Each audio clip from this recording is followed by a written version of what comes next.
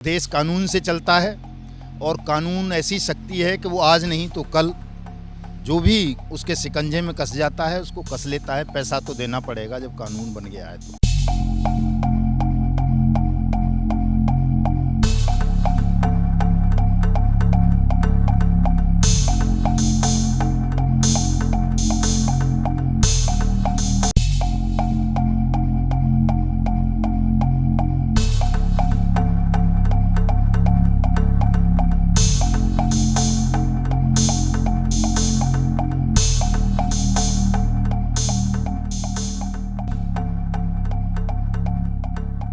नमस्कार, मैं हूं चरण सिंह राजपूत। आप देख रहे हैं द न्यूज़ 15। हम यहां दिल्ली जंतर मंतर पर हैं और कल ठगी पीड़ित परिवार इन लोगों ने भारत यात्रा निकाली थी ठगी कंपनियों के खिलाफ, उसका यहां पर समापन किया, प्रोटेस्ट किया। तो आज उनमें से काफ़ी कार्यकर्ता यहां पर उपलब्ध हैं और उनके जो राष्ट्रीय अध्यक्ष हैं ठगी पीड़ित परिवार के मदन लाल आज़ाद, हम उनसे आंदोलन, ठगी कंपनियां, उनकी गतिविधियां और वो क्या करने जा रहे हैं, इन सब बातों को लेकर उनसे बात करेंगे। मदन लाल आज़ाद जी, कल का आपका कार्यक्रम कैसा रहा? धन्यवाद आपका राजपूत साहब और आपके इस चैनल का द न्यूज़ 15 का कि आप लोग हमेशा सत्य के साथ हैं और हमारे आंदोलन को खास तौर से जो ये पीड़ितों का आंदोलन है, ठगी पीड़ितों का, इसको प्रबल करने में आपकी अहम भूमिका रही है। उसके लिए सबसे पहले आपका धन्यवाद। और कल का जो हमारा संसद सत्याग्रह का आंदोलन था, मैं समझता हूं कि वो सफल रहा पूरी तरह से और हज़ारों लोगों की उसमें सहभागिता रही। हमने प्रधानमंत्री जी को, राष्ट्रपति जी को, गृह मंत्री जी को, चीफ जस्टिस ऑफ इंडिया को और राज्यों के तमाम मुख्यमंत्रियों को अपना लिखित मेमोरेंडम सौंपा और प्रशासन ने भी हमको तमाम तरह का सहयोग प्रदान किया, जो भी किया जा सकता था। आश्वस्त किया कि आपकी जो ये तीनों मांग हैं बिल्कुल जायज़ हैं। बट्स एक्ट की अनुपालना सुनिश्चित की जाएगी देश में। जो ठग कंपनीज हैं उनके खिलाफ कार्रवाई होगी और जिन निर्दोष एजेंट साथियों के खिलाफ अगर कहीं भी मुकदमे दर्ज हुए हैं तो उनकी जांच करा के उन मुकदमों को ख़त्म किया जाएगा। ये जो आपने भारत यात्रा निकाली है उसके अनुभव के बारे में बताइए। देखिए, मिशन भुगतान भारत यात्रा राजपूत साहब, अनुभव बहुत अच्छा रहा। मैं समझता हूँ, मैं घर से जब निकला था तो मुझे लगता था कि ठग और उनके दलाल मुझे कूटेंगे, कहीं मुझ पे पथराव होगा, कहीं जूते चप्पल चलेंगी, हो सकता है मेरा कत्ल भी कर दिया जाए। लेकिन पूरे 2.5-3 महीने के उसमें 25 अगस्त से मैंने शुरू की और कल 15 नवंबर तक वो लगातार चलती रही। कहीं भी ईश्वर की कृपा से ऐसा नहीं हुआ कि किसी ने मुझे हूट भी किया हो, मारना पीटना या पथराव तो बड़ी बात है। तमाम जगह जहाँ भी मैं गया, अनजान जगहों में भी, नक्सलवादी क्षेत्रों में गया, आतंकवादग्रस्त क्षेत्रों में गया, चंबल के बीहड़ों में गया, सब जगह बड़ा सम्मान दिया, लोगों ने प्यार दिया और लोगों को लगा कि उनकी जो भुगतान की समस्या है उसका समाधान बट्स एक्ट के द्वारा हो सकता है, मदन लाल जी के सहयोग से हो सकता है। तो लोगों ने बड़ा प्यार दिया, सम्मान दिया और कल की भीड़ आपने देखी होगी, आपके तमाम कैमरामैन थे, लाइव चल रहा था आपके चैनल पे, तो उससे भी ये सिद्ध हुआ कि लोगों ने हमको सम्मान दिया, प्यार दिया। आप नक्सलवादी क्षेत्र में भी गए तो नक्सलवाद की समस्या बड़ी देश में गंभीर समस्या है, तो आपको क्या लगा वहाँ पर?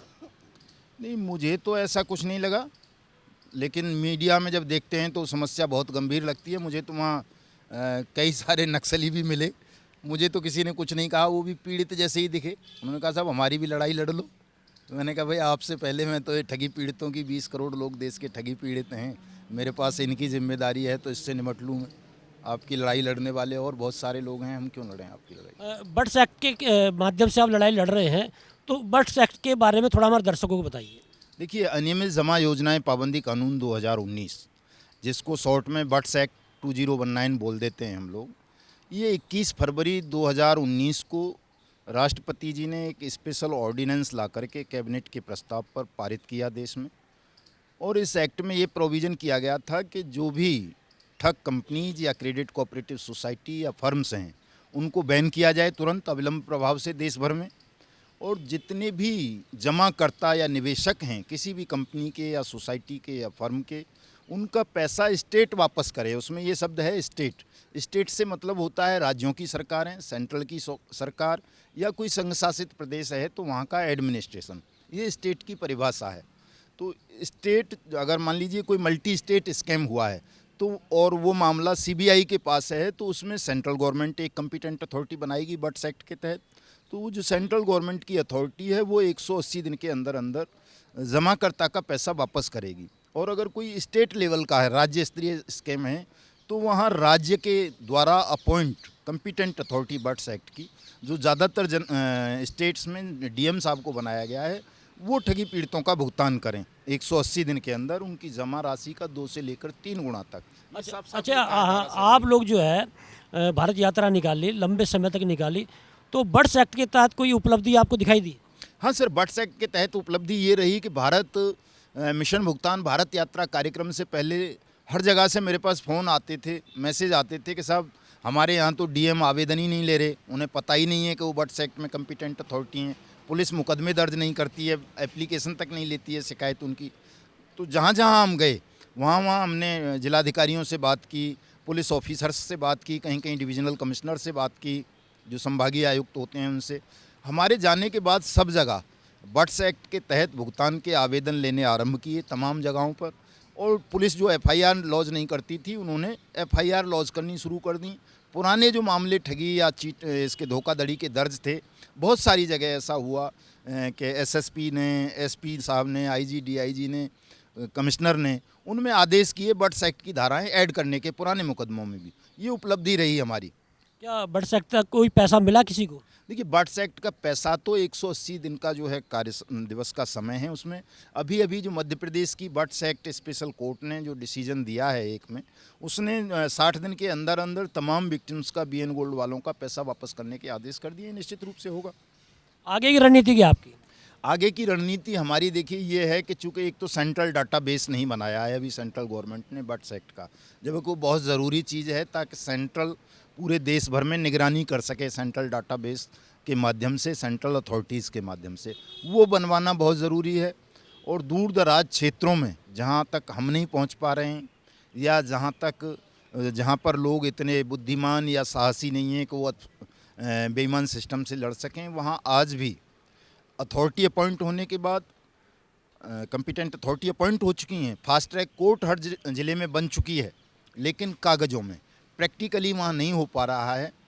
तो इन 3-4 कामों को करवाने के लिए कि प्रैक्टिकली वहाँ ठगों को दंडित करने के लिए फास्ट ट्रैक कोर्ट काम करें, कॉम्पिटेंट अथॉरिटी आवेदन लें, लोगों का भुगतान करें। हम अभी रिसेंटली ही नवंबर के लास्ट वीक से दोबारा से मिशन भुगतान भारत यात्रा कार्यक्रम आरंभ करेंगे द्वितीय चरण के रूप में, और पूरे देश में फिर से जाएंगे।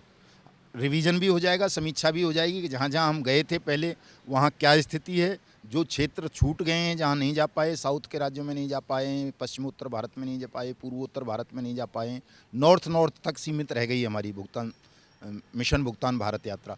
तो वहाँ भी जाएंगे, वहाँ लोगों को अवेयर करेंगे, जागरूक करेंगे, एकजुट करेंगे। और आने वाला जो शहीदी दिवस होगा 23 मार्च 2023 का, उस पर हम पुनः एक बहुत बड़ा समागम कहिए, सत्याग्रह कहिए, या एक तरह से मैं उसको मतलब ये नहीं ना कह के मेरी भाषा में कहें तो वो एक भुगतान उत्सव का नाम हम उसको देंगे, क्योंकि तब तक भुगतान आरंभ हो चुके होंगे और भुगतान उत्सव मनाएंगे हम, वो राजधानी दिल्ली में ही मनाएंगे। यहाँ जो ठगी कंपनियां जिनके खिलाफ लड़ रहे हैं वो कौन सी कंपनियां और उनके निदेशक कहाँ आजकल?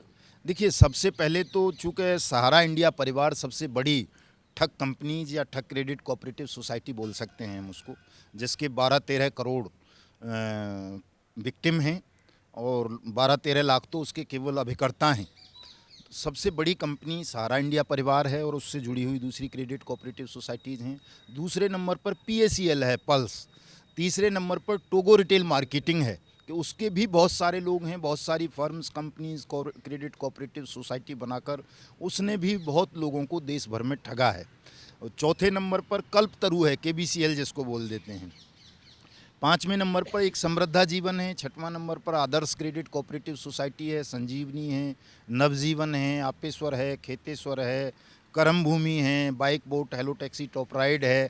एक साइंस सिटी के नाम से बहुत बड़ा स्कैम देश में हुआ है, जिसमें देश के हजारों की तादाद में पीसीएस ऑफिसर्स को ठगा गया है, आईएएसओं को ठगा गया है, आईपीएस को ठगा गया है। बहुत सारे एनआरआईज के साथ ठगी हुई है। वहाँ जो है उन्होंने धर्म के नाम पर, चूँकि उसका मुस्लिम है, वो राशिद नसीम जो सीएमडी है, तो उसने अपना धार्मिक गुल्लीबाजी करके बहुत सारे ऑफिसर्स को उसमें फंसाया, बहुत सारे बिजनेसमैन को, एनआरआईज को फंसाया। वो भी बहुत बड़ी कंपनी है, 10-12 लाख विक्टिम हैं उसके। एक राधा माधव कॉरपोरेशन लिमिटेड है, उसने बहुत सारे लोगों को ठगाया, आज भी ठग रहा है वो थर्ड टेम्पल बना करके। तो इस तरह की मतलब बहुत सारी कंपनी है। सुब्रत राय के बारे में ये बोला जाता है कि वो हर तंत्र को ठेका दिखा रहे हैं, उनका कुछ बिगड़ नहीं पा रहा है। एक भी पैसा जो है, एक भी संपत्ति, एक पैसे की सारा की कोई नीलाम नहीं हुई है। इसके बारे में आप क्या क्या कहना है? देखिए सर, ये बात ठीक है कि सुब्रत राय इतनी बड़ी मछली है, ठगों का राजा कहता हूँ मैं तो उसे, कि उसका जल्दी से अभी कुछ नहीं बिगड़ पा रहा है। उसका कारण ये है, ये देखिए देश में लोकतंत्र है और शासन जो है वोट के मार्फत शासक चयनित होते हैं देश में। सुब्रत राय के खिलाफ अभी जनमत खड़ा नहीं हो पा रहा है। जिस दिन जनमत खड़ा हो जाएगा उस दिन यही शासक होंगे, यही प्रशासक होंगे, और एक दिन में आप देखेंगे सारा इंडिया की तमाम प्रॉपर्टीज सीज हो जाएंगी। सुब्रत राय, उसकी पूरी फैमिली, उसके जितने भी डायरेक्टर्स हैं या काउंसिल डायरेक्टर्स हैं या उसको प्रमोट करने वाले सेलिब्रिटीज़ हैं, ये तमाम लोग जेलों में होंगे अगर भुगतान नहीं करेंगे तो। अभी छत्तीसगढ़ के सीएम का आपने एक इंटरव्यू सुना होगा, वो कह रहे हैं साहब कि हमारा मकसद लोगों का पैसा दिलाना है, भुगतान हो जाए तो किसी को जेल भेजने का क्या लाभ। अच्छा, आप वकील भी हैं, सुप्रीम कोर्ट इन्वॉल्व है, हाई कोर्ट भी दिल्ली का जो इन्वॉल्व है, लगातार एफआईआर दर्ज हो रही सुब्रत राय के खिलाफ, और लोग भी निदेशक हैं उन पर भी एफआईआर दर्ज है। तो लीगली रूप से इन लोगों का क्यों नहीं कुछ बिगड़ पा रहा है? सर, सुप्रीम कोर्ट या हाई कोर्ट के जो आदेश हैं वो क्लियर कट नहीं है। वो ऐसे आदेश नहीं हैं जिन पर कंटेम्प्ट का केस बन सके। वो एक जनरल आदेश होता है, किसी ने रिट फाइल कर दी, सुप्रीम कोर्ट ने कंसर्न अथॉरिटी को कह दिया या हाई कोर्ट ने कि भाई ठीक है, कंसर्न अथॉरिटी में आप आवेदन दे दो, वो जो है इसको देख लेंगे, वो आपका भुगतान कर देंगे। एक आदेश होता है जिसमें ये कहे सुप्रीम कोर्ट या हाई कोर्ट कोई भी कि भाई इसके लिए अलग से एक कमेटी बनाइए और 15 दिन में या 6 महीने में या साल भर में इन सब का भुगतान कीजिए। भुगतान नहीं करोगे तो जो भी कंसर्न अथॉरिटीज़ हैं उनके खिलाफ कार्रवाई की जाएगी। ऐसा कोई आदेश है नहीं।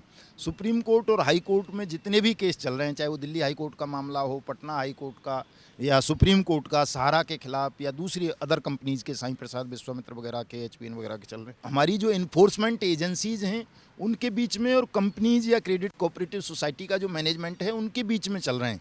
कहीं कहीं किसी मामले में ऐसा हुआ है कि विक्टिम्स ने या उनकी किसी ऑर्गेनाइजेशन ने इनमें हस्तक्षेप याचिकाएं दाखिल कर दी हैं कोर्ट्स के समक्ष। तो ये जो चल रहे हैं मैटर, ये देखने में लगते हैं, पीड़ितों को भी ऐसा लगता है, अभिकर्ताओं को, कि यार इसमें हमारा शायद कुछ लाभ हो जाएगा। इन मामलों में अगर मान लीजिए पीड़ितों के पक्ष में, या पीड़ित पक्ष ना कहें हम, स्टेट के पक्ष में, इन्फोर्समेंट एजेंसीज के पक्ष में कोई फैसला आ भी जाता है तो उससे पीड़ितों को कोई लाभ नहीं मिल पाता है और न मिलेगा। आपने भारत यात्रा पर आप रहे हैं, तो क्या सरकारें इस ओर प्रयास नहीं कर रही हैं? नहीं, देखिए सरकार प्रयास कर रही है, तभी तो अनियमित जमा योजनाएं पाबंदी कानून बनाया गया है कि ठग सुप्रीम कोर्ट के आदेश के बावजूद पैसा नहीं लोगों का वापस कर रहे हैं, हाई कोर्ट्स के ऑर्डर के बाद पैसा वापस नहीं कर रहे हैं, और लोग आत्महत्या करते जा रहे हैं जो विक्टिम हैं। इसीलिए तो ये जो अनियमित जमा योजनाएं पाबंदी कानून 2019 बनाया और इसको 1978 के the banning money circulation act से जोड़ा गया, इसीलिए ये कानून बनाया गया है। इस कानून की जो भावना है, उद्देश्य यही है कि जहां सुप्रीम कोर्ट या हाई कोर्ट्स के आदेश के बाद भी लोगों का भुगतान नहीं हुआ, उन लोगों का सबका भुगतान बट्स एक्ट के तहत, बट्स एक्ट की अथॉरिटीज़ कर दें, स्टेट कर दे। मदन लाल जी, एक दिन में इतना ठगी नहीं हुई है, इतने लंबे समय तक निवेशकों की ठगी होती रही, तो लोग कैसे झांसे में आते रहे इन कंपनियों के? झांसे में तो अभी आ रहे हैं सर, सहारा में अभी भी जमा चल रहा है, जब 23 मार्च से सब कुछ बंद है हाई कोर्ट के आदेश पर। टोगो वाले ने नई कंपनी बना ली है एक, उसमें लोगों का निवेश चल रहा है। यहाँ दिल्ली में एक वो है डी कैब, वो चल रही है, पोंजी स्कीम है, वो उसका काम चल रहा है, और बहुत सारी हैं इस तरह की कंपनियाँ जो नई नई कंपनी करके चल रही हैं। तो देश में चलता है। तो क्या निवेशकों का पैसा मिलेगा या नहीं मिलेगा, क्या लग रहा है आपको? देखिए सर, देश कानून से चलता है और कानून ऐसी शक्ति है कि वो आज नहीं तो कल जो भी उसके शिकंजे में कस जाता है उसको कस लेता है। पैसा तो देना पड़ेगा जब कानून बन गया है तो। मदन लाल जी, द न्यूज़ 15 से बात करने के लिए आपका बहुत बहुत धन्यवाद।